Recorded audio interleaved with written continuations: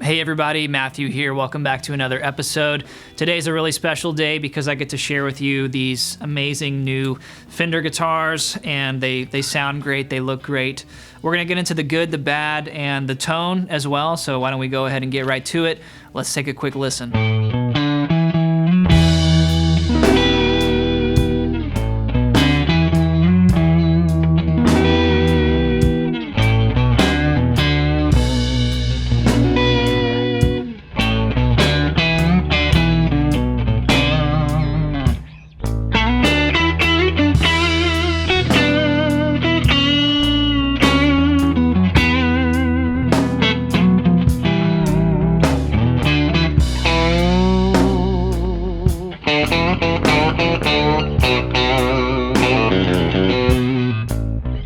So this is the brand new Ventera 2 Series 60s Stratocaster, and this one is finished in Lake Placid Blue. This is one of my favorite vintage custom colors, and I think they did a really nice job with it. It's got a very deep metallic paint, and it feels very nice.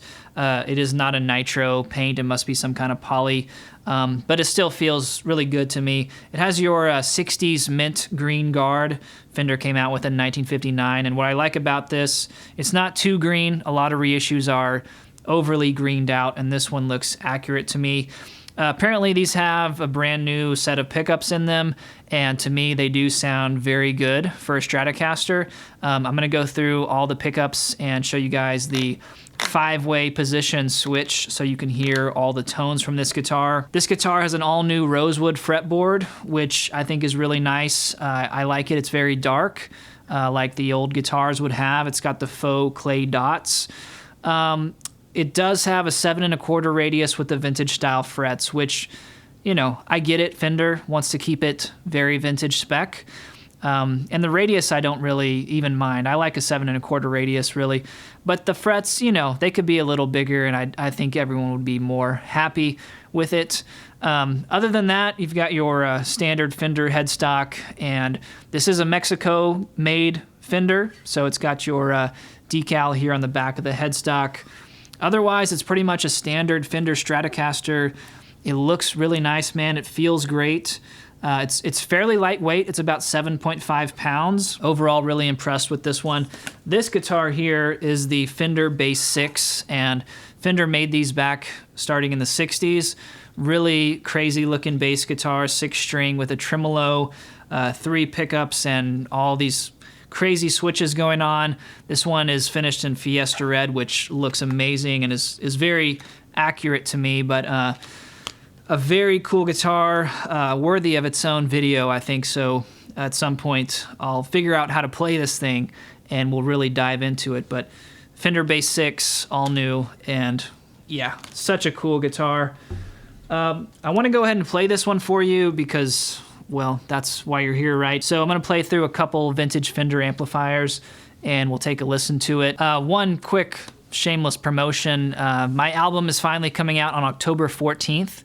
And I wanted to share that with you guys. If you want to stream it or download it wherever you listen to music, October 14th is the day. And I'll be doing a formal announcement with more details on CD and vinyl that I'll be releasing as well. So stay tuned for all of that. So let's go ahead and try this one out. This is the Ventera 2 Series 60s Stratocaster.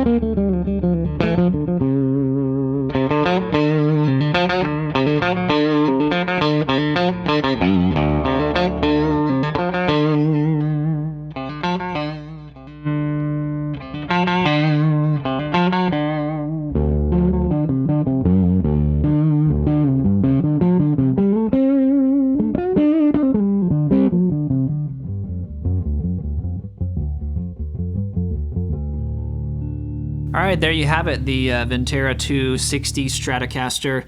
I'd love to hear from you guys in the comments section what you think about this guitar. I think as far as the sound goes, it sounds great.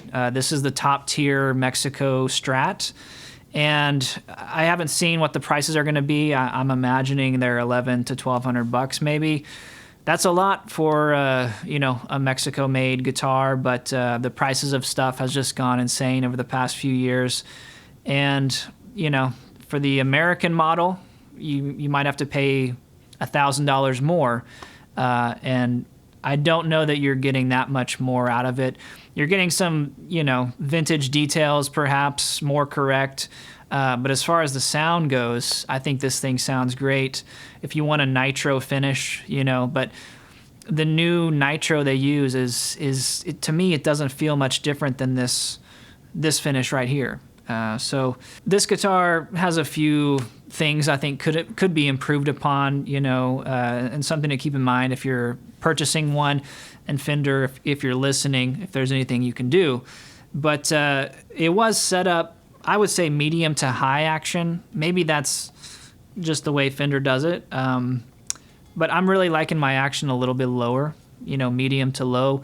And perhaps it's set up this way just to make sure you can bend on these smaller frets, and that there's no buzzing or intonation problems, which there's not. It plays well, and it's just maybe a product of smaller frets. Also, these Mexico guitars have the serial number and decal on the back of the headstock. I don't really get that. It's an eyesore. I mean, it's very large on the back of the headstock there. Fender's seemingly always done that.